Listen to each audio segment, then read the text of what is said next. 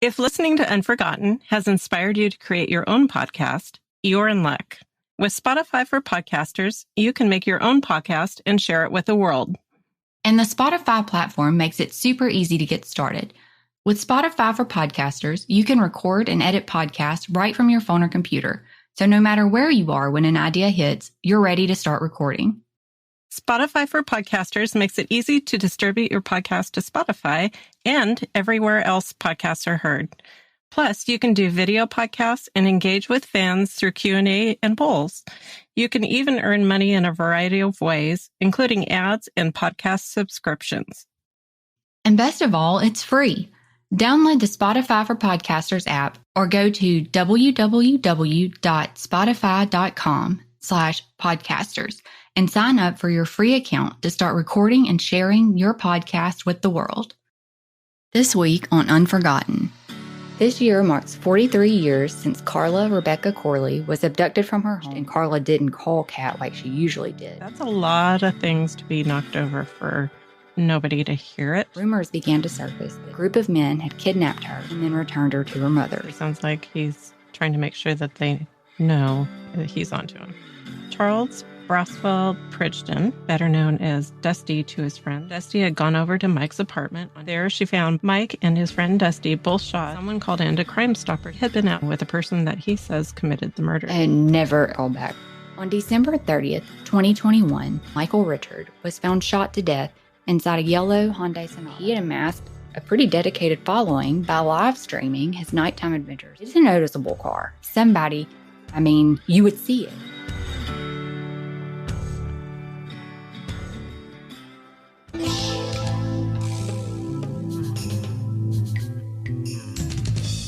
Hey everyone, this is Sellers. And this is Stormy. And this is Unforgotten, where each episode will highlight unsolved missing, murdered, and suspicious death cases in Alabama in order to raise awareness and hopefully obtain some answers for victims and their families. Please remember that any individual referenced in the podcast should be considered innocent until found guilty in a court of law, and any opinions or views expressed in the podcast are solely those of participants. Listener discretion is advised, as some of the content discussed in the podcast may contain violence or graphic descriptions and may not be suitable for all audiences. Be sure to join our Unforgotten Patreon channel today to gain exclusive benefits, including early access to ad-free episodes and bonus content. By subscribing, you'll also be supporting the efforts of ACCA in assisting families and raising awareness for Alabama cold cases.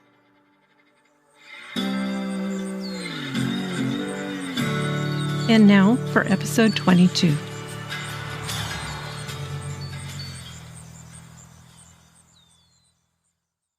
Hey guys, and welcome back. Hey, Stormy. Yeah. I got a message from Dr. Holly this week. Yeah. And he was imparting some good Southern advice. Oh, nice. It said, Dr. Holly's great.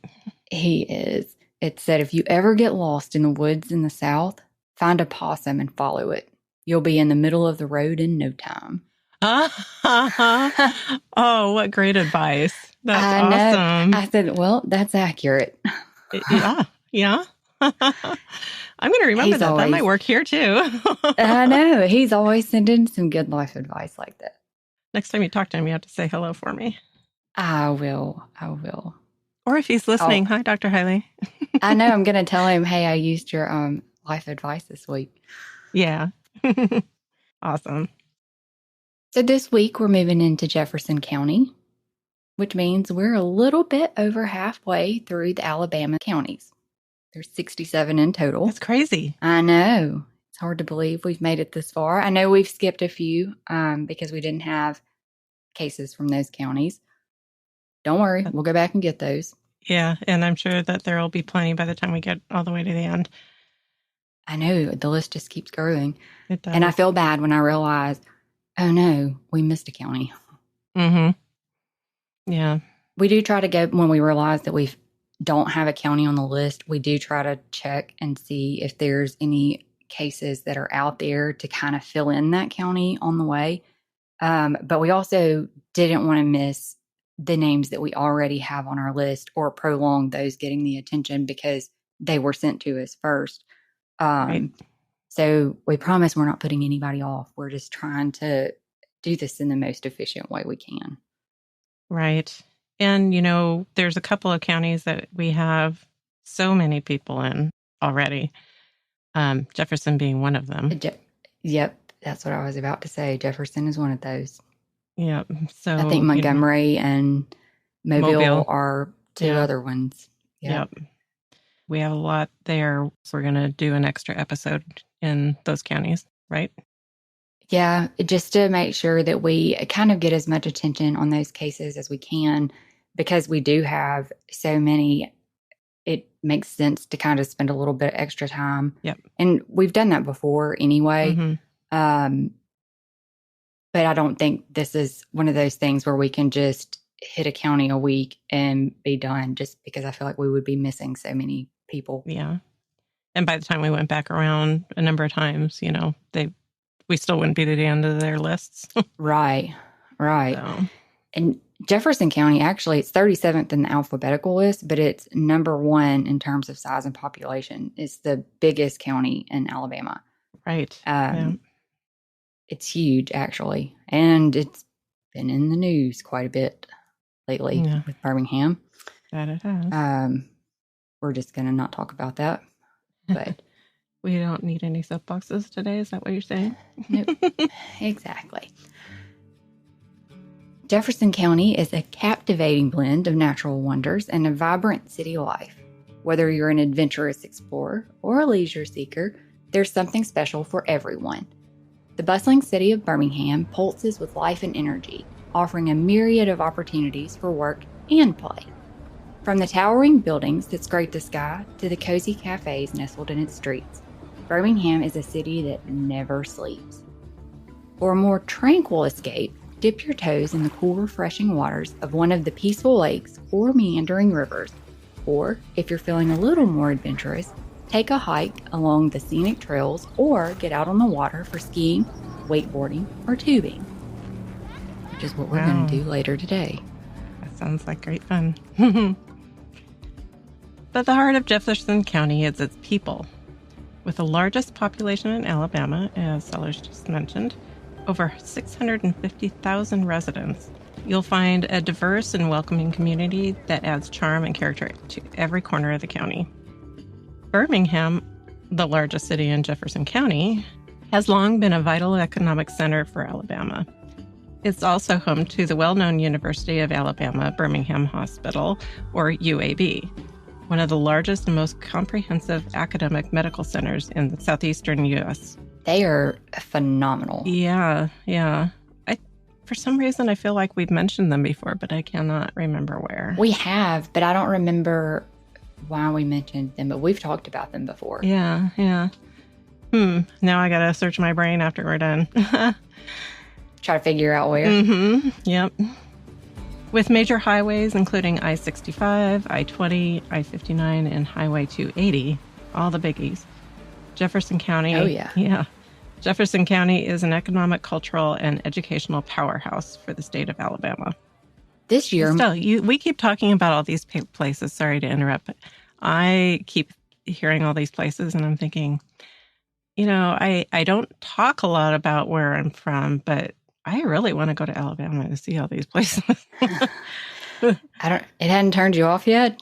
No. I mean, we see the seedy side, but we also see, we talk a lot about these great places to go visit. And so, one day you're going to get a knock on your door. Come on. In all honesty, there are beautiful places in Alabama. I always give it a hard time because of what we talk about and because it's just not really well known. Mm-hmm. It's not something that is highlighted for obvious reasons. And I think it needs to be, obviously. That's why we're doing this. Yep. But there are good things about Alabama. And I don't say that probably enough. But it really is beautiful because you have the coast. And then as you travel north, you've got the mountains. So you've got a little bit of both worlds. And it really is beautiful. Yeah. Especially like in the fall, what fall there is. That's the weirdest thing for me is listening to the seasons like they are down there. We have one. No, I'm just kidding. Well, yeah, you said the summer is the rainiest season. I'm thinking, huh. All we really have is summer. Mm. We have a high summer and a low summer, and that's about it. Yeah. I'm kidding. Yeah. There's some variation in there occasionally. Although I swear sometimes it's just getting hotter. Yeah, I'd love to see you guys get snow sometime. Yeah, I bet other people would too. Snow? It's that white stuff. I don't like cold weather though, so I'm probably in a good spot. Yeah, probably. This year marks 43 years since Carla Rebecca Corley was abducted from her home in Birmingham. It was the summer of 1980 in the area known as Eastwood Projects in Birmingham, located at the corner of the Birmingham Shuttlesworth Airport, and 14-year-old Carla was preparing to enter the 7th grade. Carla lived with her mother, Nelda Corley Leopard, and had a close relationship with her older sister, Kat, which is where we're going to get most of our information from because there's not a whole lot out there.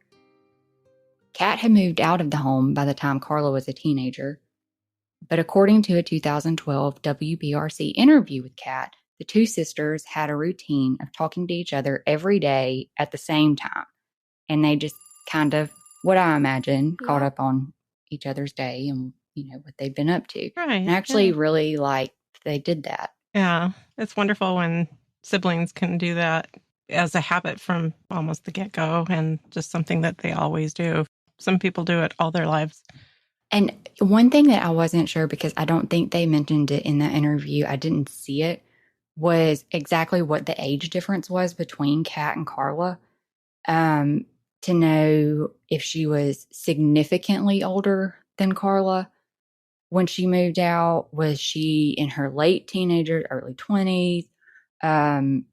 What did she move out because she was an adult and kind of just moving on with her own life, or was there other things that were going on, which I would be interested in knowing about, just, kind of to get background information on what the family dynamics were like. Because what I thought was interesting was the fact that Carla and Kat did call and catch up with each other, but it doesn't really talk about that Kat would call and talk to their mom. Yeah. We'll talk more about that, I think. Yeah. Because this routine is actually probably what caught the attention that something was wrong. And it made me wonder if Kat hadn't had this routine with Carla that they regularly kept and were so strict with, would Carla have ever been reported missing? Right. Because on August 8th, that routine changed and Carla didn't call Kat like she usually did. So that prompted Kat to call their mother's house instead, looking for Carla.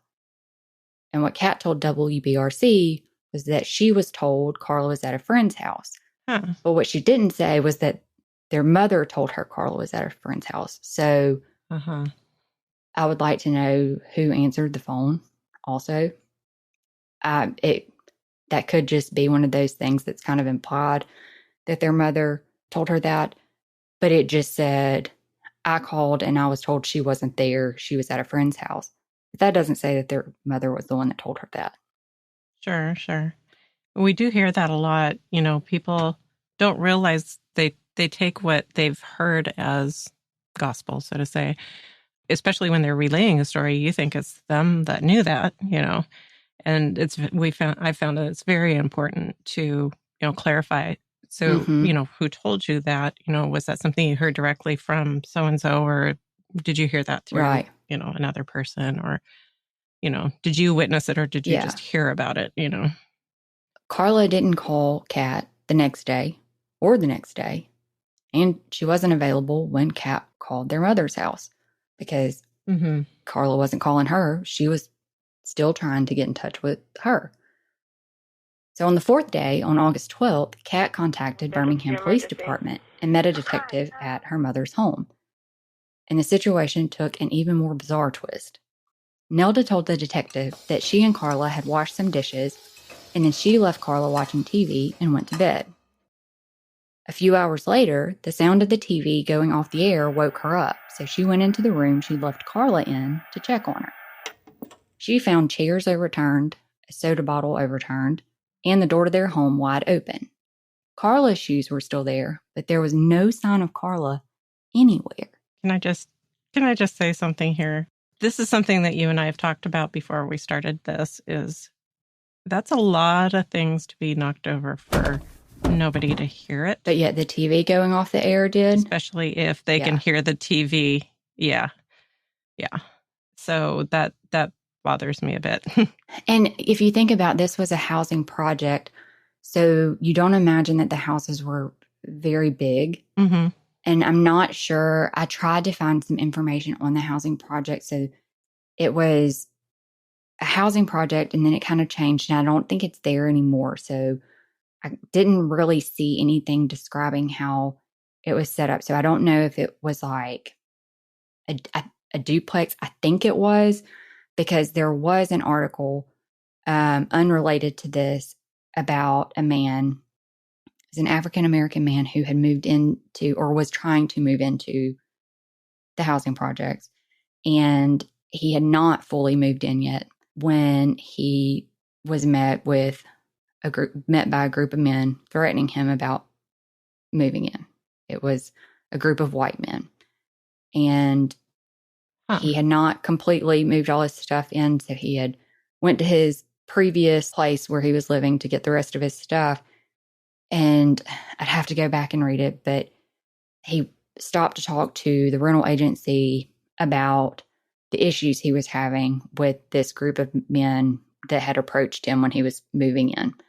And while he's there, the rental agent gets a phone call that this man's duplex has been set on fire and KKK has been written in multiple places inside of his unit. And it was a very long, drawn-out thing where the guys were eventually arrested and held responsible for this. And it kind of gives you an idea of what the dynamics were in the area at the time, too, looking at that. That tells me this was a predominantly white neighborhood. Mm-hmm. But it also maybe wasn't a very open-minded neighborhood. And possibly one of maybe a higher crime rate. It's obvious with it being housing projects, it's going to be a lower income area. Mm-hmm. But I'm thinking that if it's duplexes, then there's going to be an adjoining unit to Carla and Nelda's unit. But I don't know that for sure. Yeah. But either way, I just don't see this as being a big apartment type thing that they're living in. Yeah. So you would think with that kind of noise or that kind of commotion going on, if you're being woken up by the TV going off the air, then you're definitely going to hear chairs and things being knocked over. Mm-hmm. I mean, even a single chair, that'd be a pretty good thunk. Right. Oh. There are some articles that report that this occurred around 4:30 a.m., the TV going off the air. But the 2012 article from WBRC is the most recent article that we've been able to find, and it doesn't reference a specific time. An AL.com article also stated that Carla's belt was found on the ground outside the home. That's not referenced in that 2012 article, and I didn't see it in the NamUs entry either. So I'm not sure if that's accurate or not. Yeah, where that came from, or if that was just something somebody said that news media got a hold of. But that's just something to keep in mind. Mm-hmm. There's also no reference to whether or not it was the front door or back door, but I'm going to assume that this probably was the living area that she walked into, since it was where the TV was located. And this is in 1980, like we talked about, in a lower income area. And with the TV being in there, it's probably going to be closer to the front door. Mm-hmm. Yeah, I would think. I mean, that's pretty typical layout. Yeah. Which means probably street facing. Mm-hmm. That's what I'm picturing. I really would like to see kind of how the neighborhood was set up at the time, but yeah. because you would think neighbors or, somebody would have also heard something. But to me, too, what stands out about this is that Kat had been trying to contact her for several days and had no luck. Yeah. But her mom is saying that this occurred in the early morning hours of August 12th, which is like 4 days after Kat lost communication with her. Right. Yep. So is there a delay in reporting? Is that accurate when she was last seen? Who knows? Right. Kat told WBRC, "I knew something bad had happened to her because there's no way Carla went that many days without talking to me." And having that relationship is, I think, what brought Carla's disappearance on the radar. Right. Yeah. Kind of Because, makes you wonder how long it would have gone on had she not had that relationship. Yeah. Would it have ever been mentioned? Mm-hmm. Maybe. While Birmingham PD began their investigation, Kat contacted jails and hospitals and even went door to door in hopes someone had seen her sister. Shortly after Carla's disappearance, rumors began to surface that just days before Carla went missing, a group of men had kidnapped her and taken her to Lake Purdy, raped her, and then returned her to her mother's. Investigators considered that this could have happened the second time, but with a much different and more tragic ending, especially since they were investigating other similar cases in Birmingham at the time. That is really a bizarre accounting to me. And I know, and I don't know that was ever confirmed, and I don't know how they would confirm it unless somebody came forward to admit it. Right. Yeah. I mean, you would think with the case of somebody disappearing, they might take the information a little, I'm not going to say a little more seriously. They may have very well taken it seriously, but made more action, towards it. You would think that if that had happened, her mom would have been able to talk about that. Yeah. And I don't know. I could see maybe if similar things were going on, it was prevalent and they just were overwhelmed with those kinds of accountings, that maybe she might have got lost in the shuffle. But I really haven't seen anything really that supports that this was a prevalent thing. Yeah, but I also haven't done a lot of research into it to see. Yeah. Be interesting to find out. Yeah. Yeah. Kat told WBRC she continued searching and contacting police about Carla's case for 3 years with no solid answers, until one day a new investigator was assigned. That investigator had never heard of Carla or her case, and it took a week to find Carla's file, which actually turned out to be a 1-page incident report in a closed case file. That is not right. It kind of sounds like what we just heard, though. If they weren't really pursuing it, they probably took a report from mom and that was it. Yeah. An unnamed investigator reportedly close to the case told WBRC that information had been received that Carla had been seen around a green track in South Alabama, alive and well, and that she was, quote, doing what she wanted to do and was just a runaway. I don't really know what a green track is. I don't either. I might try to do a little quick Google on that. Like a track? I don't know. That you run on? I'm not really sure. That's a new one. Okay, here we go. Google says green track, also grass track or lawn track, is the type of railway track which the track bed and surrounding area are planted with grass or turf or other vegetation cover. Okay. So rather than the standard you see kind of raised dirt in the railroad, it's actually I'm seeing a picture. It's actually, you can almost barely see the tracks. It's just all green and it's almost running through the middle of a town. Mm-hmm. A few years later, Nelda requested to have Carla declared legally deceased. And a few years after that, a potential suspect claimed he knew what happened to Carla, only to recant his story later. I'd like to know who that is. Yeah. Over the years, authorities have conducted several excavations And at least as of the time of the 2012 interview, the most recent excavation was in 2005. At the time of that same interview, there were still no named suspects in the case. However, Sergeant Sam Noblett told WBRC, "I have a suspect in mind. However, I lack sufficient evidence to file charges or make a public accusation. We know there are people out there who could close this case for us and find Carla, but they're either afraid to come forward and, in some case, they may be culpable in her disappearance." Again, we've talked about this before. They were talking to somebody. He explicitly said he had somebody in mind. Yeah. And it does. It sounds like he's trying to make sure that they know he's onto him, Mm-hmm. So over 43 years later, Carla still hasn't been found, and her case is still unsolved. At the time of her disappearance, Carla was 5'3" and weighed 130 pounds. She had brown hair and hazel eyes. She's believed to have been wearing blue corduroy pants and a navy blue blouse with a Peter Pan collar and a silver turquoise ring, and possibly carrying a brown knit purse. Well, our next case is also one of the older cases in Alabama, a 37-year-old homicide. Charles Braswell Pridgen, better known as Dusty to his friends and Brad to his family. I don't know many people who have two nicknames. I guess Brad is kind of close to Braswell, but... Yeah. I can see where that would come from. Yeah. My grandfather's name was Braswell. Huh. I'd never even heard that name until we were researching Dusty's. They lived in a very rural county, and that people called him Brazel. I like that. Or I like that. In one case, somebody couldn't even say that, and they called him Sprazzle.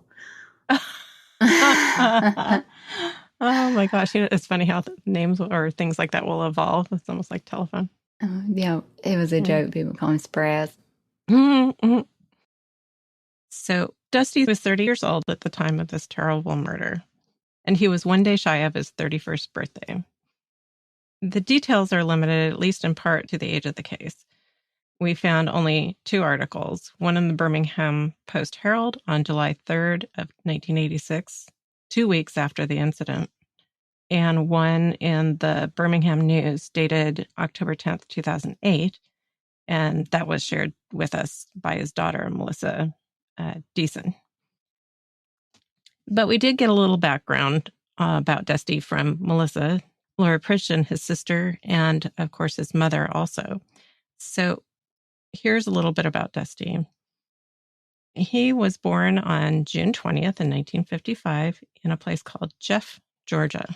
I thought that was cute. I've never heard a city named Jeff. No. Just south of, this was just south of Atlanta and he was born to parents C.A., which is what they called him, his father, or Curtis Arthur, and Gloria Pridgen, who is now named Jones. Some of you may know the Georgia area, but for those who don't, there is a town called Pridgen that was actually named for C.A.'s family. Oh, that's pretty cool. They were pretty prominent, I guess, in that area somewhere. Dusty's father passed away about 5 years prior to Dusty, to the day, actually, June 19th, 1981. Oh, that's kind of I know. sad. What a day. There's a lot of June coincidences in this family. I thought that was interesting. So many things, birthdays and, Yeah. His mother is still with us. She and C.A. had divorced sometime in the 1970s, and she had remarried, hence the last name Jones. Dusty has 2 sisters, Angela and Laura, whom we mentioned a moment ago. Their mother tells her kids and grandkids a story that when Angela was born and Dusty was 3, he asked to see his baby. I thought that was cute, that it was his baby. Cute. 11 months later, Laura joined the family too, and he apparently then had 2 babies before he was even 5 years old. That's really cute. Yeah. I love the big brother in him at that age. I think that's just adorable. There's also a story that goes with Dusty's nickname. With his family, Charles Braswell went by the name Brad. But one day, he and his friends were outside. There was a loud bang of some sort out in the yard, I guess. His mother told his sister to go see what it was. And she ended up telling her mom. She didn't know, but it was dusty, dirty, and filthy.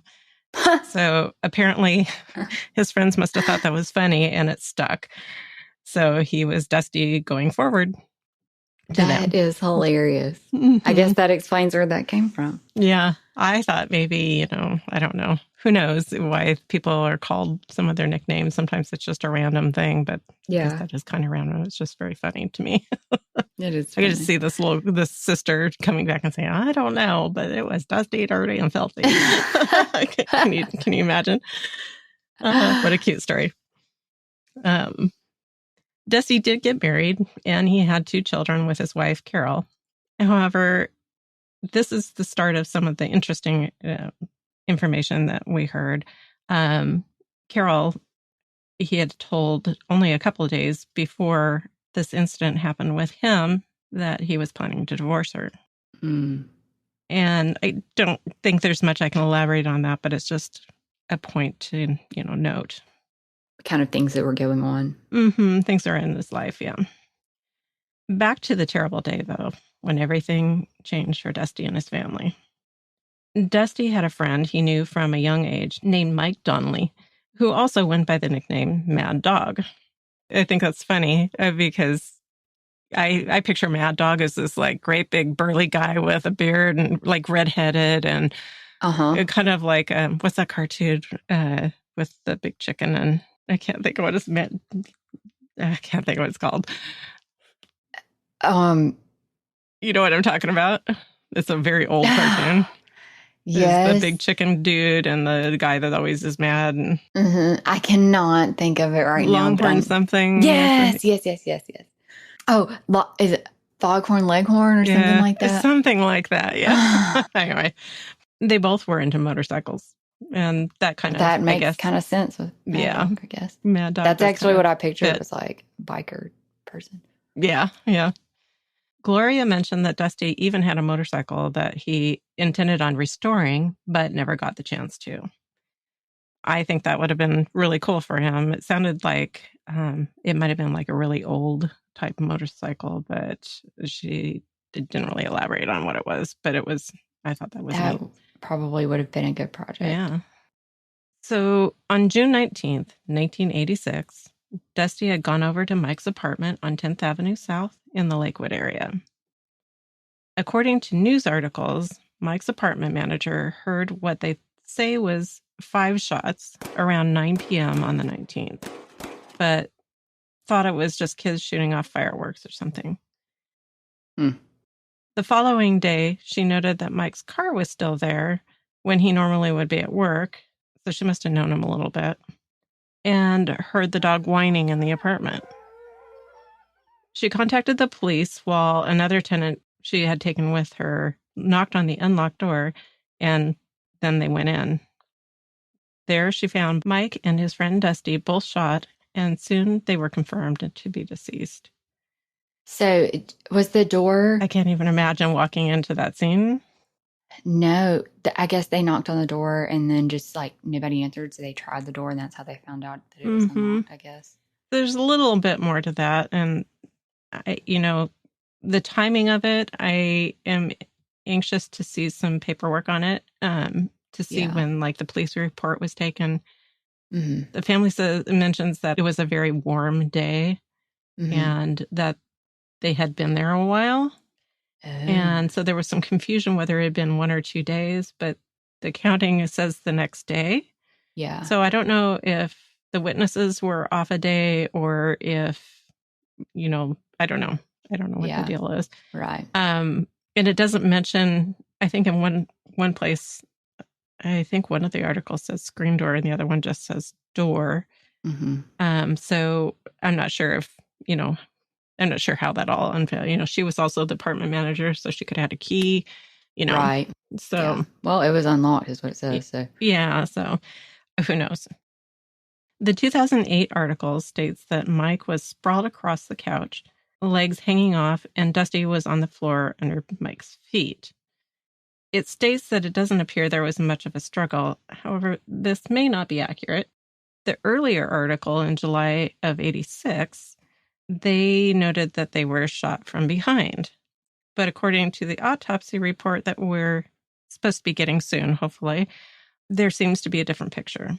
It says that Dusty was sitting on the couch on his right side, and his right foot was resting on Mike. So that leaves me to believe that the scene was opposite of what the article said, that Dusty was actually on the couch and Mike was on the floor. When they moved Dusty, they saw what they did as a defect on the right side of his head, and that the blood had drained down onto the couch and soaked it, and it was mostly dry.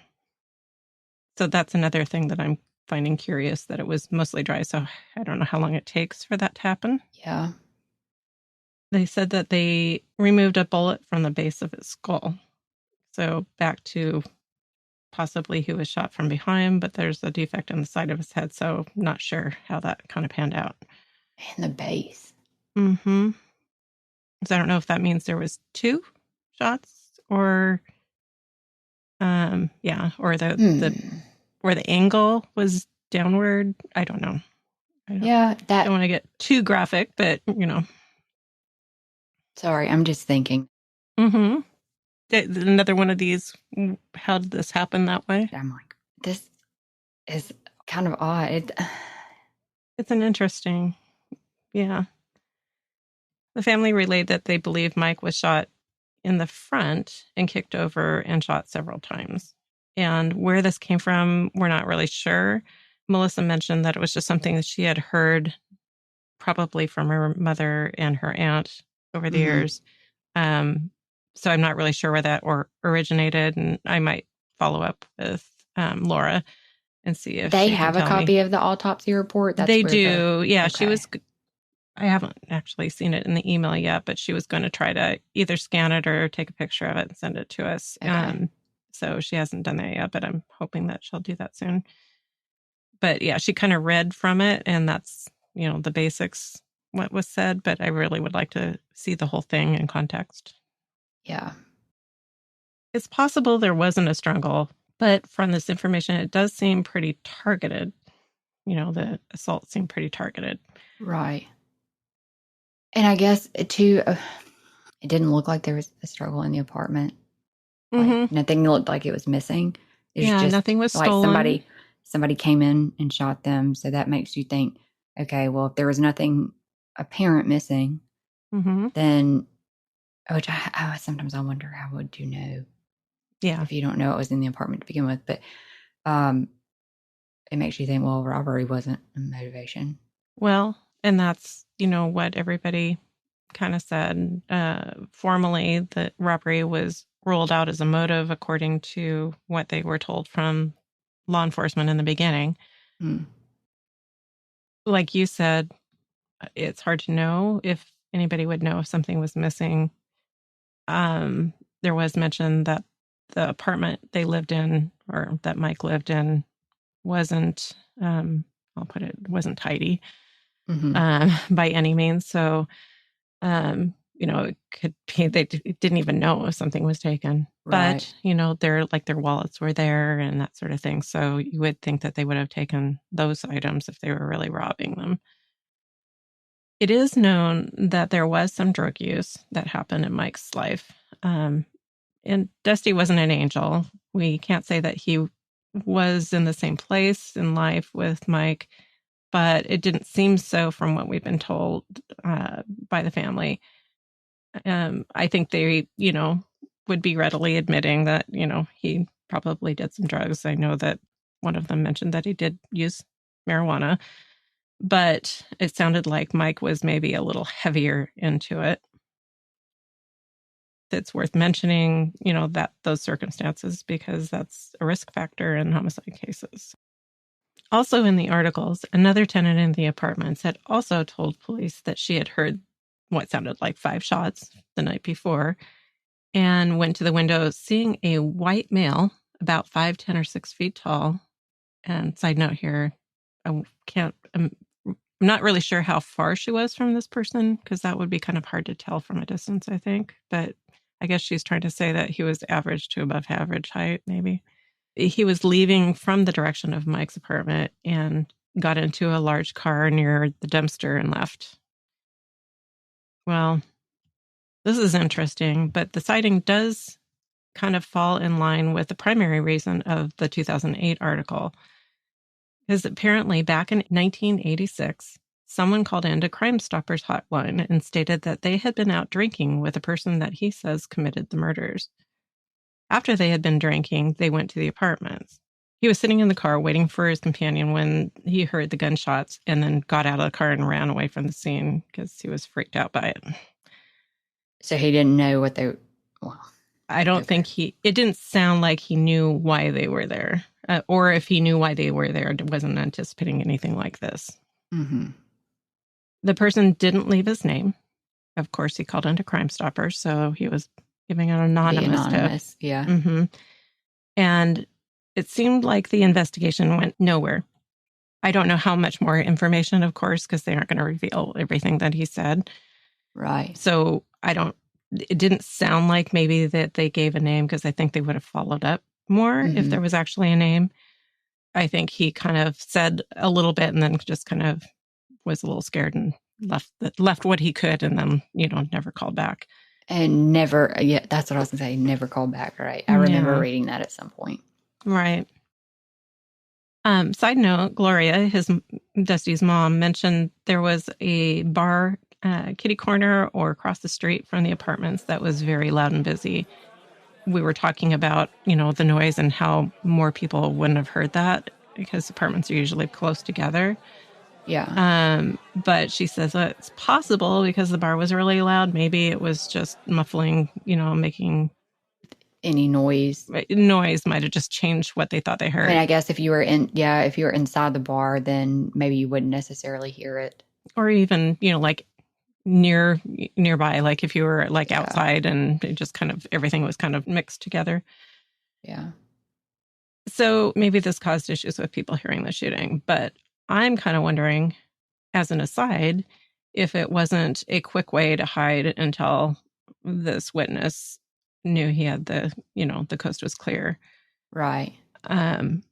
It's something that I think might bring up to an investigator if we ever get a hold of one. Right.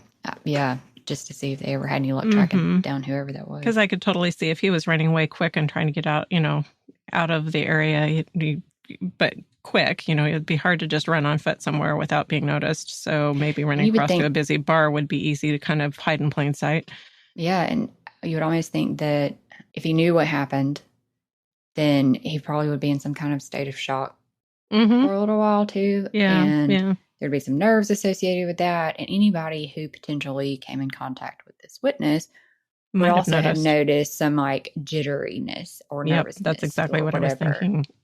So something to kind of look into at some point. According to the same 2008 article, the Birmingham police had formed a cold case unit in 2005.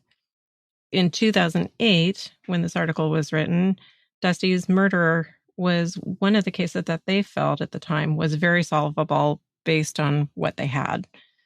And to me, that seems true. It seems like there's an awful lot of information here. And, the incident just seemed kind of, I don't know, unique in its pieces of information.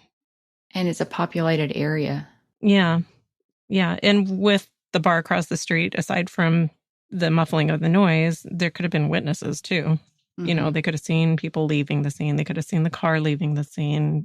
They could have been looking up at a window and saw what happened. Who knows?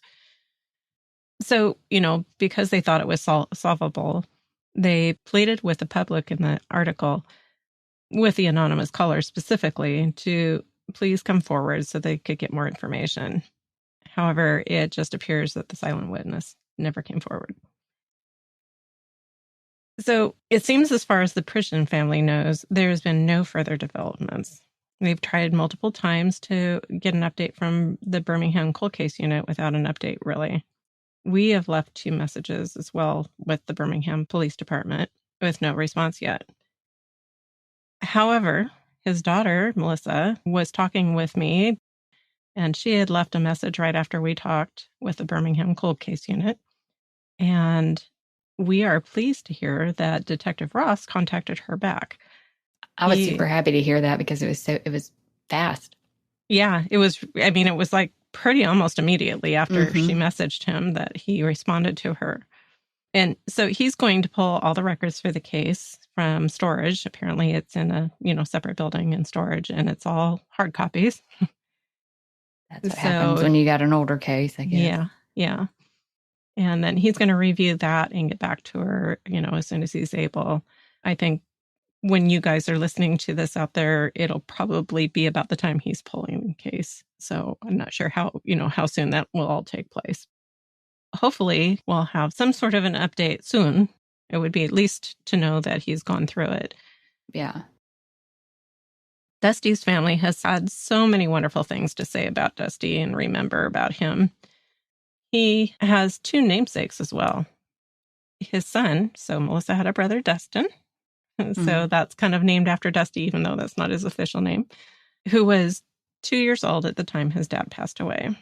And his daughter, Melissa, she was only 6 at the time Dusty died, he has had a son who she named Christopher Bradley, or Dusty's nickname, Brad. Thought that was nice that there was 2, actual namesakes. That is really nice. Yeah. And also, when Melissa got married, her wedding day was held on June 20th, Dusty's birthday. When she messaged us originally, it was just before her wedding. Yeah, and I remember. She was telling us that it was going to be held on Dusty's birthday. And I just thought that was a really sweet way to kind of have a piece of her dad there too. Absolutely. Yeah, I thought that was so wonderful. Side note, on June 20th is actually my father's birthday as well. Well, isn't that a coincidence? Yeah. There's a lot of June dates in this family story. We are aware that there's more information and that we don't feel quite comfortable sharing yet. And hopefully there will be even more once Detective Ross has a chance to review records. But with all of this information and all of the sweet memories that this family has of Charles Braswell Pridgen, Brad, or Dusty, as most of his friends know. So many names, but it's so wonderful that he is known so well. His murder is still unsolved 37 years later. His family is still looking for answers, and you all can help us keep his story alive by sharing it wherever you can. It seems that there is also a $20,000 reward that was established back in 2008, I believe, for information leading to the arrest and conviction of Mike Donnelly and Dustin Pridgen's murderer. If you or anyone you know has any information about the disappearance of Carla Rebecca Corley or the murders of Mike Donnelly and Dustin Pridgen, no matter how small or unimportant you think it might be, because nothing is too small to send in, please contact Crime Stoppers at 205-254-7777 or the Birmingham Police Department directly at 205-254-1764. Or you can submit an anonymous tip on the Crime Stoppers website, which will be linked in the episode description.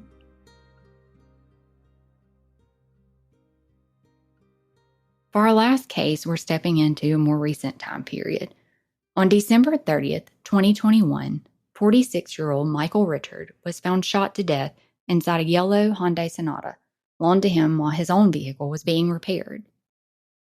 Born in Louisiana and raised in Hoover, Michael attended Berry High School through the 10th grade. According to an AL.com interview with his family, Michael was incredibly intelligent, but struggled with structure and social skills. There's also not a whole lot of information about Michael's case available online, so a lot of what we have comes from this AL.com interview that the family gave, and I think it took place about a year after his death. Wow. So he dropped out of high school in the 10th grade, but he later earned his GED and eventually a network engineering degree from Virginia College. However, even with those achievements, it took him some time to land a job, and his parents were basically supporting him. Ultimately, he obtained a position at a local Amazon packaging facility with hopes of working his way into the IT department. There was another side to Michael that intrigued many, a side that he showcased on the social media platform TikTok. Isn't this kind of a juxtaposition for all the cases we've been talking about? It seems so current, He talking about had TikTok and social media. And I know, and he had 300 and something thousand followers, I think. He had a pretty large following. oh, wow. Yeah. Under his username, Alone in the Dark, he had amassed a pretty dedicated following by live streaming his nighttime adventures to abandoned and eerie locations, which is kind of interesting, actually. That is kind of an interesting way to form a... Apparently, this is kind of like a community of people that do these things. There's chat forums and different things. Interesting. His brother commented in that interview that he felt like TikTok and the social media platforms kind of offered Michael a way to escape his own loneliness and connect with a community that shared some similar interests. He said Michael really kind of thrived off the attention that he received from there because it allowed him to kind of be whoever he wanted to be, which we've talked about that before, that the internet kind of gives you that ability. It kind of takes away some of the vulnerability that you feel in real life when you're face to face with people and you're questioning, can they see all of these weaknesses that I feel I have about myself? You can kind of mask those. Yep. And be a lot more confident behind a keyboard or a camera or whatever. Mm-hmm. Kind of the thing is you never know who it is you're actually listening to or seeing or... Right. At some point, Michael met a woman online who later moved to Alabama to be with him. Unfortunately, their relationship ended, and despite growing close to Michael's family, they said she didn't show up to his funeral and had not been seen or heard from since his death. I don't know what their breakup was like. She wasn't named in the interview. Yeah. But that's kind of odd that she didn't come to the funeral. Yeah. I don't know how recent the breakup was or if it was how long really they bad were really breakup. Together. Yeah. I'm assuming since she had moved in with Michael that at some point he had moved out of his parents. I don't know if he moved out before she moved to Alabama or when she moved to Alabama, but he did have an apartment because after his death, his family learned that his apartment lease had expired, though they weren't sure exactly when that occurred and how long before his death that had happened, because he had apparently been living in his car since it expired, which is what ultimately led him to the Old Knights Inn, an abandoned and partially burned down motel. Which would have fit what he was doing on his TikTok profile, but maybe not the ideal situation for him. Right. So this Old Knights Inn is in Bessemer, and he had visited the Old Knights Inn before, and apparently both his family and Bessemer Police Department had warned him about the dangers of spending time there. But his adventurous side and his compassionate nature had drawn him to help the vagrants in the area. They said he would often provide them food and blankets and clothes. Oh, that's wonderful to hear. It is really nice. They said he had no history of drug or alcohol. He was adamantly against any kind of drug or alcohol use. He didn't use it, but he was always trying to help other people. And I guess maybe some of the concern was that willingness to help other people would maybe lead him into riskier areas and put him in more dangerous situations. Yeah, makes sense. The morning of December 30th started like any other for Michael. He finished his night shift at Amazon, made a stop at Jack's restaurant to presumably grab something to eat, then made his way to the Old Knights Inn where he planned to grab some shut-eye, I assume. However, approximately 12 hours later, Michael's lifeless body was found inside the Hyundai Sonata he was using while his personal car was being repaired. His wallet was missing, but his cell phone and Amazon employee ID had been left behind. According to Crime Stoppers, there haven't been many tips received in the case. And that's really sad because it's a more recent case. That car was bright yellow So you would think, right. And it's daytime. And it was a rental or, Yeah, it was like a dealer loaned vehicle while his was being repaired. Mm-hmm. It's in the daytime. There's a picture of it in the article. I mean, it's a noticeable car. Yeah. So it's something where, like, if you drive by, you think like, oh, that's a bright car. You know, you would see it. It's not just a blend in kind of car. I wonder how on or off the beaten path the Old Knights Inn is. That would be my question, I guess. If it was like kind of back in where there wasn't a lot of traffic, maybe it was less likely that people would have seen him. I pulled it up on Google Maps, and it's like right next door to Jack's restaurant, which I'm assuming is probably the restaurant that he stopped at. Yeah. But there's the high school is across the street. Highway 5920, like /20, is right across from it. So, I mean, I feel like it's not right on 5920, obviously, but, you know, I feel like it's right there off the interstate. Enough so traffic. You would think that there'd be a good bit of traffic, but there's several larger restaurants there. There's a Walmart Supercenter. There's a hospital, a community college. You would think somebody, and the Amazon fulfillment center is like right there. So all this is like very close in proximity. Yeah. I wonder if that's the Amazon he worked at. I'm sure. It just would make sense that all of this is like right there, like a hop, skip, and a jump away. Mm-hmm. So as of right now, Michael's case is still unsolved, and they are really encouraging anybody that has information to call in, like we always do.